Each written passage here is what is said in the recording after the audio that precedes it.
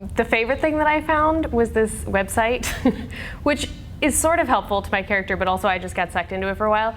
It's called oldnyc.org, and it's a map of New York City with pictures. It shows you where all the pictures are, so you can just click on the red dots and look at the picture, and they have everything from like 1800 to the 2000s, but you can narrow down the time range.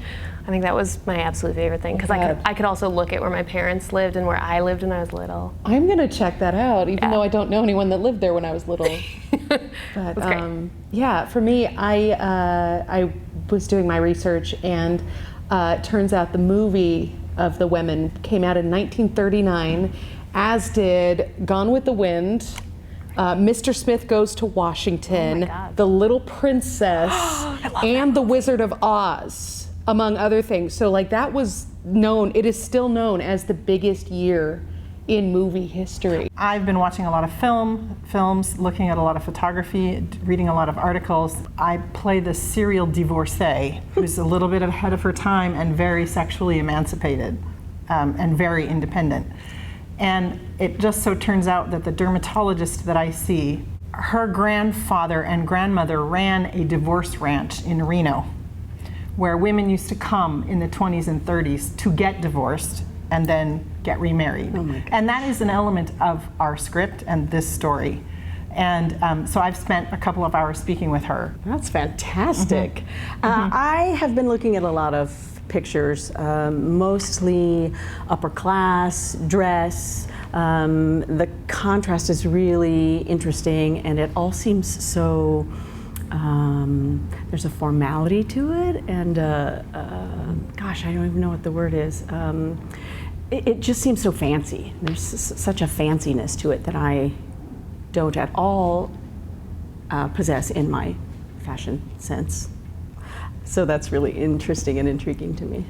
A lot of dialect work, which I've been practicing. Katharine Hepburn, been listening and watching her a lot, that's very easy because she's very lovely.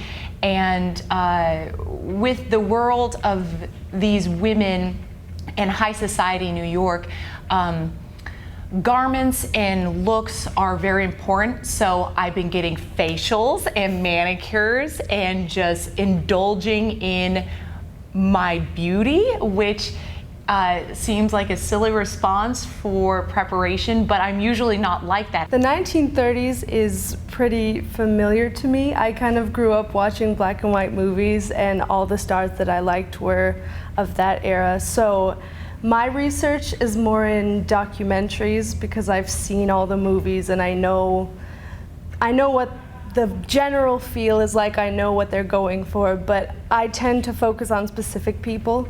So for my research, I've been mostly looking at Joan Crawford's real life because she kind of had a similar upbringing, I would say. She started out really destitute and she kind of moved her way up. I've been doing this all my life, and I've never been in a cast with this many women in strong roles, showing a kaleidoscope or a tapestry of so many kinds of women across the socioeconomic spectrum. And it's also really funny. Like there are things that people say that you just, but there's more than just a kernel of truth in there. So part of it is like, and part of it is like, oh, I can't, what, they just said that? Oh my. It's funny, it's clever, and it has 16 women on stage. Oh yes.